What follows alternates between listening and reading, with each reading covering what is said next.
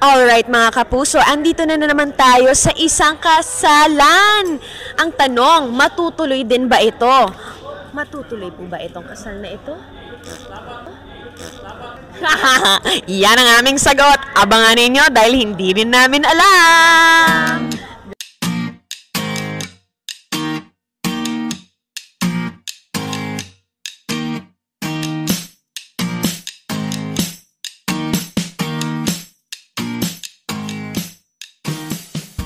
Sorry, Direk Gina, guguluhin kita.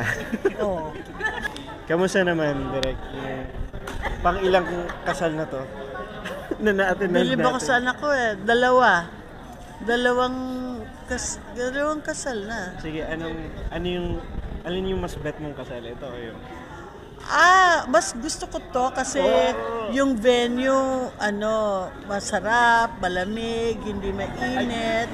Kasi yung kasal ni Jordan at ni Christy, we were under the heat of the sun. Actually po. Oo, at saka... Wala ako doon, pero... At saka mas gusto ko ito kasi komportable ako sa suot ko, hindi katulad sa kasal ni Christy at ni Jordan, hindi ako komportable. Mas gusto ko yung dito kasi mas feel ko na maganda ako, hindi ko dun sa kasal ni Christy at ni Jordan.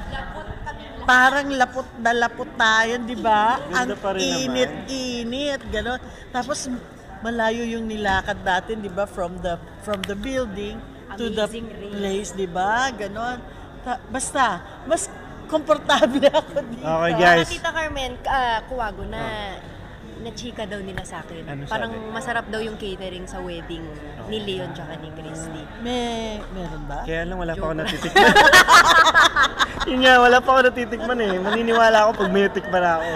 Ayun guys, so 1-0.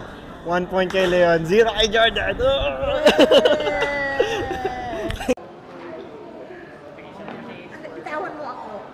Masaya kami. Siyempre, palaging family. Yes. Ganon ang turingan. We love everybody and we love each other very much. Yon. I agree. I second the motion, copy-paste, and we just love each other dito talaga sa set na to. Kaya, every scene is always puso talaga ang nangunguna sa aming lahat. So, hope you guys keep watching and enjoy Asawa ng Asawa Ko. Amen. Takpang ko yung cleavage kasi. Ako din. Yes!